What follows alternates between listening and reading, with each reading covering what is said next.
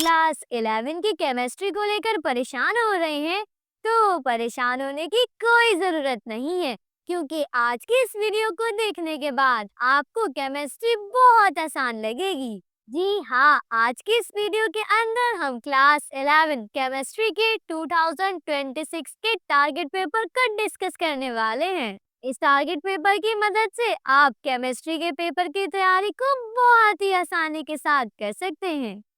तो चले फिर बगैर वक्त को जाया कि हम वीडियो को शुरू करते हैं। तो ये है आप लोगों के पास क्लास 11 केमिस्ट्री का 2026 का टारगेट पेपर, जो कि आप लोगों के पास टोटल 85 नंबर्स का होता है और आपको इस पेपर को सॉल्व करने के लिए टोटल 3 घंटे दिए जाएंगे। सो आप लोगों का पेपर होता है 85 नंबर का थ्योरी का, और बाकी के जो 15 नंबर्स होते हैं उनका आपका होगा प्रैक्टिकल, जो कि आपके कॉलेज के अंदर ही कंडक्ट किया जाएगा।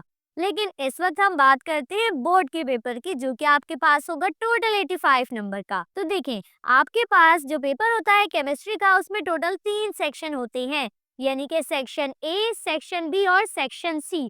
जी हाँ, अब जरा एक एक करके तमाम सेक्शन को डिस्कस कर दें और उसके बाद फिर हम जाएंगे chapter wise most important question की तरफ।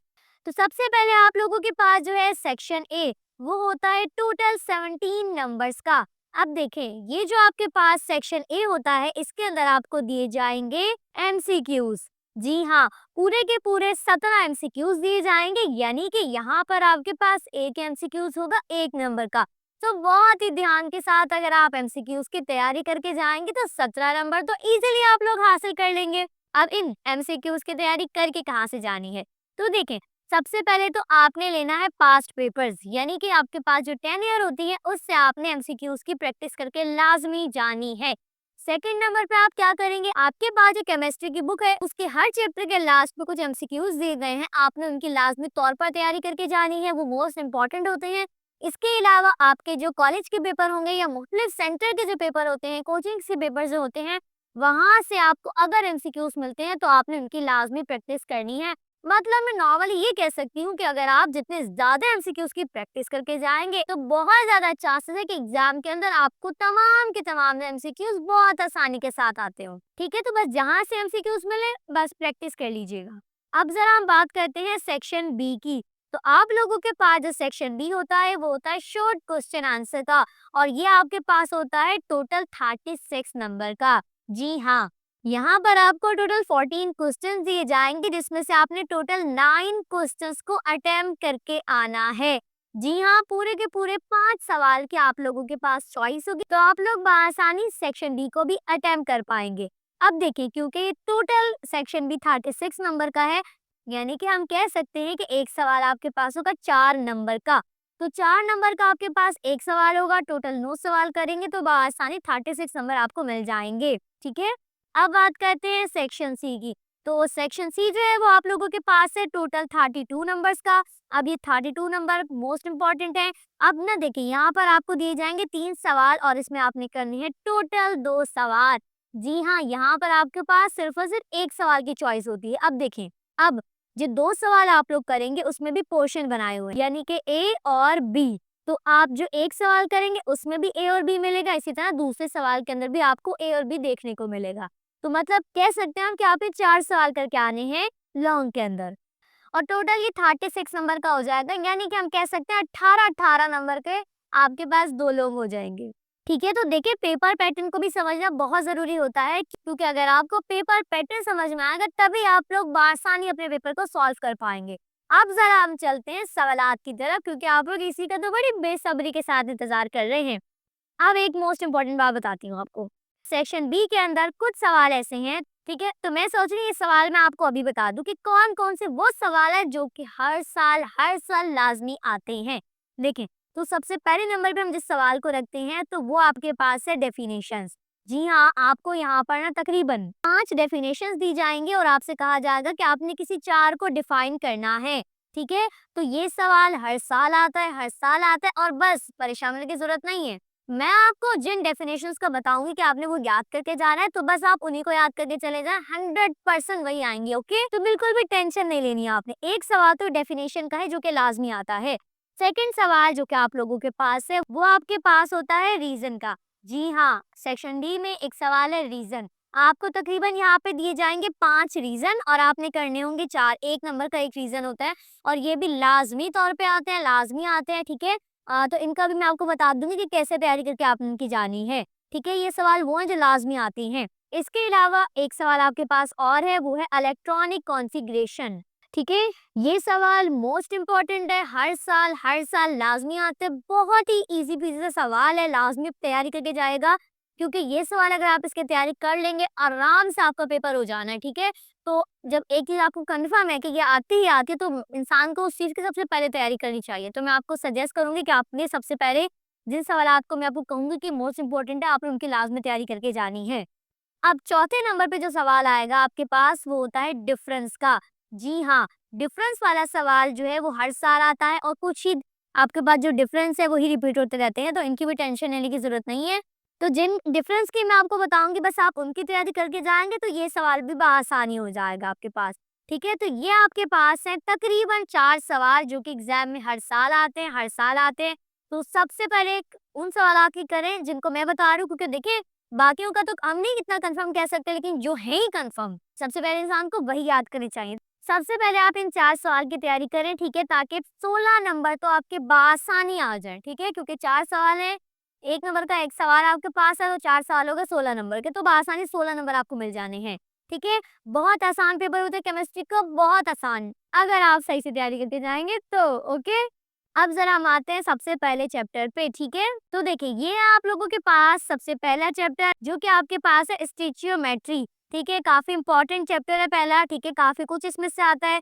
तो सबसे पहले हम डेफिनेशंस की बात करते हैं, जिनका मैंने कहा ये लाजमी आएगी। तो देखिए जिन डेफिनेशंस को मैंने आपको कहा है वो ज्यादातर आती हैं चैप्टर नंबर 1 से, और बाकी के कुछ चैप्टर्स है जिनसे आती हैं और कुछ से नहीं आती। मैंने भी कुछ चैप्टर्स में दिए, कुछ में नहीं दिए, ठीक है। लेकिन पहले चैप्टर में से तो लाजमी आती है, तब तकरीबन 2 से 3 आती है लाजमी लाजमी। तो आपने जिन जिन डेफिनेशंस का मैंने लिखा है सबसे पहले आपने इनकी तैयारी करनी है। जैसे कि आपके पास है सबसे पहला stoichiometry, molar volume, exponential notation, limiting reactant, Avogadro's number, random error, mole, significant figure और राउंडिंग ऑफ डेटा। तो ये कुछ डेफिनेशन है, ठीक है, एक एक लाइन के आपको आराम से मिल जाएंगी। फटाफट इनको याद करें क्योंकि ये सवाल तो लाजमी एग्जाम में आपको देखने को मिलेगा, ठीक है, यही रिपीटेड होती रहती है एग्जाम में। इसके अलावा चैप्टर नंबर 1 से जो आपके पास शॉर्ट सबसे ज्यादा इंपॉर्टेंट है वो आपके पास एक ही है बस। ये आपके पास है define theoretical yield, actual yield and practical yield. Why are practical yield is often less than theoretical yield? भाई ये एक ही सवाल है जो कि इस चैप्टर में से इम्पोर्टेंट है, वरना इसमें से और शॉर्ट में तो कोई सवाल इम्पोर्टेंट नहीं है सिवाय डेफिनेशन के। और पहले चैप्टर में से कोई लॉन्ग भी नहीं आता है, तो फिर आप इस चैप्टर से कोई लॉन्ग भी याद नहीं करें, लेकिन आपने करके जाने हैं इस चैप्टर के न्यूमेरिकल्स। जी हाँ, मोस्ट इम्पोर्टेंट है चैप्टर नंबर 1 के न्यूमेरिकल और एग्जामिनर के फेवरेट भी हैं। जी हाँ, एग्जामिनर लाजमी तौर पर एक न्यूमेरिकल तो कंफर्म देता है, लेकिन कभी कभार 2 भी आ जाते हैं। तो न्यूमेरिकल ज्यादातर शॉर्ट में आते हैं, सिर्फ एक चैप्टर का न्यूमेरिकल है जो लॉन्ग में आता है, वो मैं आपको साथ साथ बताती जाऊंगी, ठीक है ना। फिलहाल आपने सबसे पहले करनी है चैप्टर 1 के न्यूमेरिकल की प्रैक्टिस, मोस्ट इंपॉर्टेंट है। 1 से 2 न्यूमेरिकल लाजमी एग्जाम में देखने को मिलेंगे, ठीक है। और आपको एक बात बताती चलूं कि आपको मेरे चैनल के ऊपर क्लास 11 केमिस्ट्री के न्यूमेरिकल की प्लेलिस्ट भी मिल जाएगी, ठीक है। आप बासानी उन वीडियोस से चैप्टर नंबर 1 के और बाकी के चैप्टर के न्यूमेरिकल्स को कर सकती हैं, और इनके लिंक मैं डिस्क्रिप्शन में भी दे दूंगी, ठीक है। तो लाजमी आपने न्यूमेरिकल की तैयारी करके जानी है। एक बात मैं बताती चलूं आपको कि आपके पास जो केमिस्ट्री है, खास तौर पे केमिस्ट्री, इसके अंदर से अगर मैं आपको कहूँ कि सबसे ज्यादा शॉर्ट में क्या इंपॉर्टेंट है, तो सीधा जवाब है न्यूमेरिकल्स, बात खत्म। जी हाँ, मतलब अगर आप ये कहें कि हम सिर्फ थ्योरी कर लें और बगैर न्यूमेरिकल के पेपर को अटेम्प्ट करके आ जाए तो ये पॉसिबल नहीं होगा, ठीक है। फिर ये कह सकते हैं आप छोड़ छोड़ के जरूर आएंगे, लेकिन अगर आप न्यूमेरिकल कर लेंगे तो बहुत फायदे में रहेंगे, क्योंकि न्यूमेरिकल ही है जो कि आते हैं। और एक बात, मुश्किल भी नहीं है। एक होता है ना मुश्किल हो, जैसे थोड़े से फिजिक्स के हैं, बड़े बड़े होते हैं, लेकिन केमिस्ट्री के तो हलवा न्यूमेरिकल होते हैं, आसान तरीन न्यूमेरिकल है, फटाफट झटपट से कर लेंगे आप, ठीक है। तो बहुत आसानी होगी अगर आपको कि अगर आप न्यूमेरिकल अटेम्प्ट करेंगे तो पहली फुर्सत में न्यूमेरिकल की तैयारी करके जानी है आपने, ओके। तो चैप्टर 1 में सिर्फ डेफिनेशन इंपॉर्टेंट है और न्यूमेरिकल, ठीक है। बाकी कोई लॉन्ग और शॉर्ट इतना खास इंपॉर्टेंट नहीं है, ओके। और बस ये एक शॉर्ट है, ठीक है, इसके अलावा कुछ इंपॉर्टेंट नहीं है। अब बात करते हैं चैप्टर 2 की, जो कि एटॉमिक स्ट्रक्चर। इसके अंदर से आता है डिफरेंस, जो मैंने आपको ऊपर कहा है ना, एक सवाल डिफरेंस का भी जो लाजमी आता है। ठीक है, तो आपने याद करके जाना है लाइन स्पेक्ट्रम और कंटिन्यूअस स्पेक्ट्रम का डिफरेंस, जो कि काफी ज्यादा इंपॉर्टेंट है एग्जाम के पॉइंट ऑफ व्यू से। ठीक है, इसके अलावा इस चैप्टर में जो शॉर्ट इंपॉर्टेंट है वो आपके पास है define radioactivity, why is it limited to heavy elements. ये शॉर्ट जो है इस चैप्टर नंबर 2 का ही काफी इंपॉर्टेंट है। इसके अलावा इस चैप्टर के अंदर से एक और शॉर्ट है जो कि काफी ज्यादा इंपॉर्टेंट है, give 3 properties of alpha and beta particles. अच्छा, इसके अलावा ना गामा पार्टिकल्स का भी करेगा, तीनों की प्रॉपर्टीज याद करिएगा। ओके, ये भी काफी इंपॉर्टेंट शॉर्ट आपके पास है। नेक्स्ट है right the 4 postulates and defects of Bohr atomic theory. Most important question है, लाजमी तैयारी करके जानी है, काफी ज्यादा इंपॉर्टेंट है ये। इसके अलावा आप लोगों के पास इस चैप्टर के अंदर है लॉन्ग। जी हाँ, इस चैप्टर के लॉन्ग काफी ज्यादा इंपॉर्टेंट है, तो पहली फुर्सत में तैयारी करके जानी है। ठीक है, अच्छा लॉन्ग की अगर हम बात करें तो कुछ डेरिवेशंस आपके पास, ड्राइव एक्सप्रेशन फॉर फॉलोइंग। सबसे पहले आपके पास है वेव नंबर्स ऑफ फोटोन, इसके अलावा रेडियस ऑफ nth ऑर्बिट, इसके अलावा तीसरी है फ्रीक्वेंसी ऑफ रेडिएशंस। ये तीन ही है, इंशाल्लाह इन्हीं को कर ले, एक लाजमी इन तीनों में से आपको देखने को मिलेगा लॉन्ग के अंदर क्वेश्चन। ओके, इसके अलावा जो मैंने ऊपर आपको बताया था कि इलेक्ट्रॉनिक कॉन्फ़िगरेशन लाजमी आती है, तो ये दूसरे चैप्टर की है। ठीक है, और इसके अंदर से तो इलेक्ट्रॉनिक कॉन्फ़िगरेशन बहुत आसान होती है, आसान तरीन होती है। ठीक है, अगर आप लोग कहेंगे तो इसके ऊपर मैं एक वीडियो भी बना दूंगी, लेकिन अगर मैसेज ज्यादा हुए तो। ठीक है, अच्छा ये जो इलेक्ट्रॉनिक कॉन्फ़िगरेशन होती है ना बहुत आसान होती है, लेकिन इसके साथ आता है कोई एक रूल। देखिए मिसाल के तौर पर वो आपसे कहे स्टेट हंट्स रूल, एक रूल देंगे साथ में इलेक्ट्रॉनिक कॉन्फ़िगरेशन, या फिर पुलिस रूल, या फिर N+L रूल और अफवाह प्रिंसिपल। ये चार हैं जो कि एक एक करके बारी बारी इलेक्ट्रॉनिक कॉन्फ़िगरेशन के साथ आती हैं। ठीक है, तो इनकी तैयारी कर लेंगे तो ज़्यादा अच्छा हो जाएगा, क्योंकि इलेक्ट्रॉनिक कॉन्फ़िगरेशन के साथ इन चारों में से कोई एक आपको लाजमी देखने को मिलेगा। ठीक है, ये पूरा मिला के एक सवाल होता है। ओके, इसके अलावा अब बात करते हैं चैप्टर नंबर 3 की, जो कि है theories of covalent bonding and shapes of molecule. अच्छा, इस चैप्टर के अंदर से सबसे इंपॉर्टेंट डेफिनेशन जो आपके पास है वो आपके पास है डाइपोल मूवमेंट, इसके अलावा नेक्स्ट आपके पास है बॉन्ड एनर्जी। तो बस इस चैप्टर में ये दो ही डेफिनेशन है जो कि काफी इंपॉर्टेंट है, इनकी लाजमी तैयारी करेगा। इसके अलावा डिफरेंस की बात करें तो चैप्टर का सबसे ज्यादा इंपॉर्टेंट डिफरेंस है वीओटी एंड एमओटी का डिफरेंस। जी हाँ, valence bond theory and molecular orbital theory. तो ये काफी ज्यादा इंपॉर्टेंट है, ज्यादातर जो डिफरेंस आते हैं वो चैप्टर 3 से ही आते हैं। ठीक है, इसके अलावा आप लोगों के पास एक और डिफरेंस है जो कि है polar and non polar bond, और एक और है इलेक्ट्रोनेगेटिविटी एंड इलेक्ट्रॉन एफिनिटी। तो ये है इस चैप्टर के डिफरेंस जो कि काफी इंपॉर्टेंट है। इसके अलावा अगर हम शॉर्ट की बात करें तो आपके पास जो काफी ज्यादा इंपॉर्टेंट शॉर्ट है वो है what is covalent bond, explain ionic character of covalent bond. ये काफी इंपॉर्टेंट है, इसकी लाजमी तैयारी करके जानी है। नेक्स्ट क्वेश्चन आपके पास शॉर्ट में आता है write down the postulate of VSEPR theory. काफी ज्यादा इंपॉर्टेंट थ्योरी है, valence bond electron pair repulsion theory, काफी इंपॉर्टेंट है, कुछ पॉइंट्स मिल जाएंगे, लाजमी तैयारी करके जानी है। अच्छा, अब बात करते हैं जरा लॉन्ग की, क्योंकि लॉन्ग भी तो करने हैं। जी हाँ, वो भी 4, यानी कि ए भी करके करने हैं ना, तो 4 ही होंगे ना आपके पास लॉन्ग। तो लॉन्ग में आपके पास सबसे ज्यादा इंपॉर्टेंट लॉन्ग है what is hybridisation, right about its types in detail. Hybridisation को भी याद करना है, साथ में उसकी जो टाइप्स हैं उनको भी डिटेल में याद करना है, क्योंकि ये बहुत ज्यादा इंपॉर्टेंट लॉन्ग है और एग्जाम में आपको लाजमी तौर पर देखने को मिलेगा। तो मैं सजेस्ट करूंगी पहली फुर्सत में आपने इसकी तैयारी करके जानी है। ओके, इसी के साथ इसी चैप्टर का एक और लॉन्ग है explain the structure of 5 basic shapes on the basis of VSEPR with diagram। अच्छा, अब मैं ये नहीं कह रही हूँ कि या तो ये आएगा या ये आएगा, बिल्कुल भी नहीं कह रही हूँ, क्योंकि ये दोनों ही आएंगे। जी हाँ, क्योंकि ये आगे पीछे करके दे देते हैं, कभी कोई शॉर्ट में कभी लॉन्ग में, लेकिन दोनों ही देखने को मिलेंगे, तो दोनों की तैयारी करके जानी है। ठीक है, ये भी इसी चैप्टर का है और इसके अंदर आपने शेप्स भी याद करनी है, और साथ में जो स्ट्रक्चर बना हुआ होगा बुक के अंदर आपको मिल जाएगा, तो स्ट्रक्चर की भी लाजमी तैयारी करके जानी है। ठीक है, क्योंकि ये चैप्टर जो है लॉन्ग के लिए काफी ज्यादा इंपॉर्टेंट है। ओके, अब आते हैं जरा नेक्स्ट चैप्टर के ऊपर, जो कि आपके पास है chapter number 4 state of matter 1 यानी कि गैस। अच्छा, तो डेफिनेशन है इस चैप्टर के अंदर बस एक ही, जो कि बॉइलिंग पॉइंट के छोटी सी याद कर लीजिएगा। इसके अलावा शॉर्ट की बात करें तो इस चैप्टर के अंदर जो शॉर्ट है आपके पास what is ideal gas, what are the causes of deviation of the real gases from ideal behaviour. ये शॉर्ट जो है काफी ज्यादा इंपॉर्टेंट है, लाजमी इसकी तैयारी करके जानी है। इसके अलावा एक शॉर्ट ये है what is the fourth state of matter, state about its occurrence and uses. ये प्लाज्मा वाला सवाल है। ठीक है, आई थिंक इस चैप्टर का लास्ट क्वेश्चन है, काफी इंपॉर्टेंट है, इसकी भी तैयारी करिएगा। इसके अलावा आपके पास एक लॉ है state and explain Dalton law of partial pressure with its application. ठीक है, इसकी भी लाजमी तैयारी करके जाइएगा। इसके अलावा इस चैप्टर में जस्ट एक ही लॉन्ग है, ठीक है, बस इसी को कर लीजिएगा तो काफ़ी होगा। Derive van der Waals equation for real gases by correcting volume and pressure. इस चैप्टर में से बस यही इंपॉर्टेंट लॉन्ग, ठीक है, कर लेंगे तो बहुत ज़्यादा बेहतर हो जाएगा। इस चैप्टर में से आते हैं ज़्यादातर न्यूमेरिकल्स, तो इस चैप्टर के न्यूमेरिकल मोस्ट इंपॉर्टेंट है, लाजमी तौर पर तैयारी करके जानी है, ठीक है।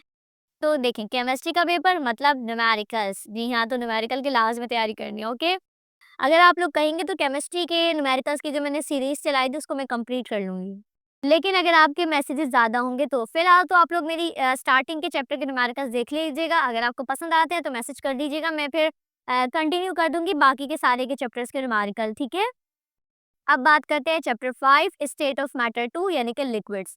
इस चैप्टर के अंदर आपके पास कुछ शॉर्ट है जो कि इम्पोर्टेंट है काफ़ी, जैसे कि define liquid crystals and it's uses, ठीक है, काफ़ी इंपॉर्टेंट है, लाजमी तैयारी करिएगा। इसके अलावा है what is viscosity, also explain which factor affect the viscosity, ठीक है, ये भी काफ़ी इंपॉर्टेंट है।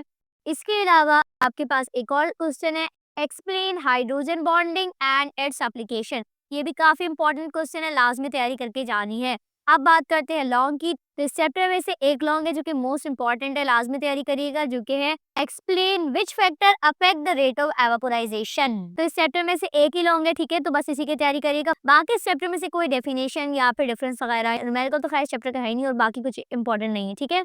चैप्टर 6 स्टेट ऑफ मैटर 3 यानी कि सॉलिड्स, इस चैप्टर में है डिफरेंस, जी हाँ, इस चैप्टर में डेफिनेशन नहीं मिलेंगी, डिफरेंस जरूर है, जो कि क्रिस्टलाइन एंड एमोर्फियस सॉलिड्स, काफ़ी काफ़ी काफ़ी ज़्यादा इंपॉर्टेंट डिफरेंस है, ओके।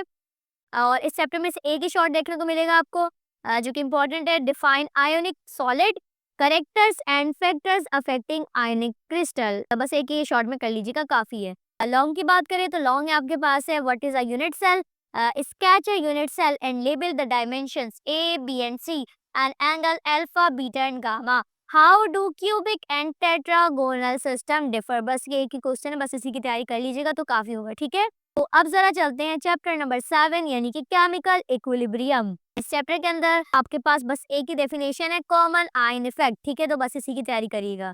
इसके अलावा डिफरेंस भी एक ही है, जो कि है फॉरवर्ड एंड रिवर्स रिएक्शन, ठीक है, काफी इंपॉर्टेंट है, इसकी लाजमी तैयारी करिएगा। शॉर्ट की बात करें तो है डिफाइन सॉल्युबिलिटी प्रोडक्ट, अच्छा लाजमी आपने इसकी सॉल्युबिलिटी प्रोडक्ट की डेफिनेशन याद करके जानी है। Right the solubility product expression. अब देखें असल में होता क्या है, इस चैप्टर से आते हैं न्यूमेरिकल, जी हाँ, देखें इस चैप्टर में से जो शॉर्ट के लिए न्यूमेरिकल आते हैं ना, तो उसमें न्यूमेरिकल को स्टार्ट करने से पहले वो आपको बोल देंगे डिफाइन सॉल्युबिलिटी, तो आपको पता होनी चाहिए ना, सो लाजमी सॉल्युबिलिटी की डेफिनेशन याद करिएगा। इसके अलावा आपके पास शॉर्ट में है give the relationship between Kp and Kc, ठीक है, छोटा सा रिलेशनशिप है, इसको लाजमी याद करेगा। लॉन्ग में पूछे तो लॉ ऑफ मास सेक्शन ही है, जो लॉन्ग के लिहाज से इंपॉर्टेंट है। देखेंगे चैप्टर है मोस्ट इंपॉर्टेंट फॉर न्यूमेरिकल्स। इस चैप्टर में से आते हैं दो न्यूमेरिकल, इंतहाई आसान तरीन न्यूमेरिकल है, ठीक है, एक न्यूमेरिकल देखने को मिलेगा शॉर्ट में और एक आपको मिलेगा लॉन्ग में।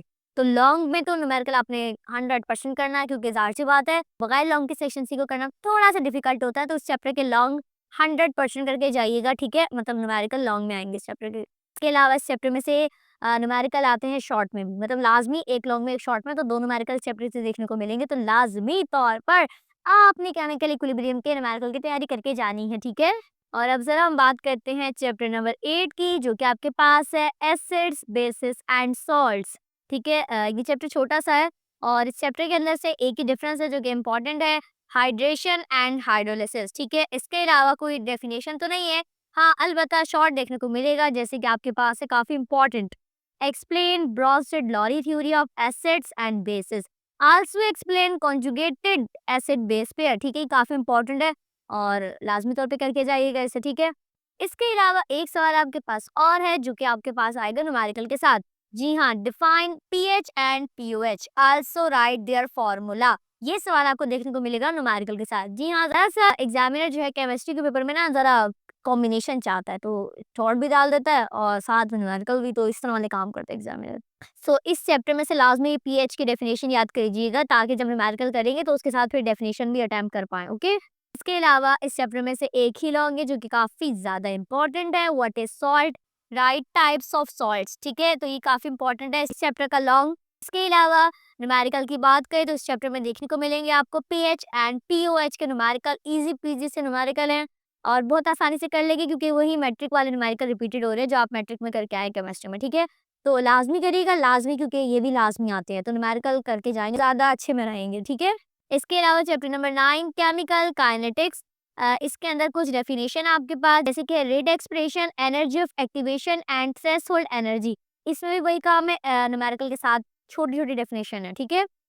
अच्छा, शॉर्ट की बात करें तो शॉर्ट में आपके पास है what is order of reaction, right the rate law, ठीक है? इसके अलावा एक शॉर्ट और है, जो कि है define rate of reaction, explain factor affecting the rate of reaction, ठीक है? इसकी भी लाजमी आपने तैयारी करके जानी है, ठीक है? और लॉन्ग की अगर हम बात करें तो इस चैप्टर के अंदर जो लॉन्ग है जो काफी इंपॉर्टेंट है वो है define catalysis and explain types of catalysis, तो काफी इंपॉर्टेंट है। और इस चैप्टर के न्यूमेरिकल तो मोस्ट इंपॉर्टेंट है, ठीक है? तो इसको भी लाजमी तैयारी करके जानी है। चैप्टर नंबर 10 आपके पास है सॉल्यूशन एंड कॉलॉइड्स। इसके अंदर से जो डिफरेंस याद करके जाएंगे वो आपके पास है ideal and non ideal solution और मोलैरिटी एंड मोलैलिटी, ठीक है? ये दो डिफरेंस है जो काफी इंपॉर्टेंट है। और शॉर्ट की बात करें तो इस चैप्टर का शॉर्ट आपके पास है define colligative properties, explain elevation of boiling point and depression of freezing point, काफी ज्यादा इंपॉर्टेंट है, ठीक है? लॉन्ग इस चैप्टर में से कोई भी इंपॉर्टेंट नहीं है, ठीक है? और इस चैप्टर के न्यूमेरिकल जो हैं आते हैं एग्जाम में, लेकिन हर साल नहीं आते हैं, तो देख लीजिएगा, टाइम मिले न्यूमेरिकल कर लीजिएगा। इसके अलावा बात करते हैं ज़रा चैप्टर नंबर 11 जो कि आपके पास है थर्मोकेमिस्ट्री, ठीक है? तो थर्मोकेमिस्ट्री आपके पास जो चैप्टर है इसके अंदर सबसे इंपॉर्टेंट डेफिनेशन आपके पास है एंथैल्पी एंड थर्मोकेमिस्ट्री, ठीक है? ये दो डेफिनेशन है, लाजमी तैयारी करिएगा। इसके अलावा शॉर्ट की अगर हम बात करें तो state and explain the first law of thermodynamics with drive pressure volume work and its application, काफ़ी ज़्यादा इंपॉर्टेंट है क्योंकि जो 2025 के अंदर आप जानते हैं जो सिलेबस रिड्यूस हुआ था, तो इन दो चैप्टर्स को कट कर दिया गया था, तो अब एग्जामिनर ने इन दो चैप्टर में से ज़्यादा मटेरियल आपको देगा, सो लाजमी तैयारी करिए, ओके? ये नहीं समझिएगा कि लास्ट के चैप्टर है तो इग्नोर कर दे हम, ऐसा वैसा नहीं करिएगा। इसके अलावा एक शॉर्ट और है आपके पास, what is meant by Born Haber cycle, छोटा सा है बस, तो दो भी शॉर्ट है इस चैप्टर के जो इंपॉर्टेंट है। लॉन्ग की बात करें तो लॉन्ग में आपको देखने को मिलेगा state and explain हैसेस law of enthalpy summation, discuss its application, बस ये एक ही लॉन्ग इंपॉर्टेंट है। न्यूमेरिकल की बात करें तो इस चैप्टर के न्यूमेरिकल है हीट ऑफ फॉर्मेशन वाले, जो कि शॉर्ट में आती हैं 110%, जी हाँ। क्या करें, अब केमिस्ट्री में न्यूमेरिकल बहुत है इसमें और आसान आसान है तो बहुत आसानी के साथ हो जाएंगे, ठीक है? तो इस चैप्टर के न्यूमेरिकल काफी काफी ज्यादा इंपॉर्टेंट है, लाजमी तैयारी करके जाइएगा। लास्ट चैप्टर पे आते हैं, final chapter, chapter number 12 electrochemistry, जी हाँ। अच्छा, एक बात मैं आपको पहले ही बताती चलूँ, कि वो स्टूडेंट जो कि मेरी वीडियो को लास्ट में देख रहे हैं, ठीक है, और उनके पास इतना टाइम नहीं है कि वो इन सबको याद करें, तो फिर वो मुझसे कांटेक्ट करके केमिस्ट्री का शॉर्ट वर्जन भी ले सकते हैं, लेकिन ये जो शॉर्ट वर्जन है ये पेड होगा, ठीक है? तो अगर आप लोग मेरी वीडियो बहुत लेट देख रहे हैं तो फिर आप लोग इंस्टाग्राम पर कांटेक्ट कर लीजिएगा, मैं आपको उसका शॉर्ट वर्जन प्रोवाइड कर दूंगी, ठीक है? इसके अलावा इंस्टाग्राम का लिंक आपको डिस्क्रिप्शन में मिल जाएगा या मैं कमेंट पिन कर दूंगी, ओके? अब जरा बात करते हैं चैप्टर 12 इलेक्ट्रोकेमिस्ट्री की। तो इलेक्ट्रोकेमिस्ट्री चैप्टर के अंदर डेफिनेशन काफी इंपॉर्टेंट है, ठीक है? जैसे कि cell potential, corrosion, electroplating, oxidation and reduction, काफी ज्यादा इंपॉर्टेंट डेफिनेशन है। शॉर्ट की बात करें तो आपके पास है what is electrolysis, define the process of electrolysis, ये काफी इंपॉर्टेंट शॉर्ट है।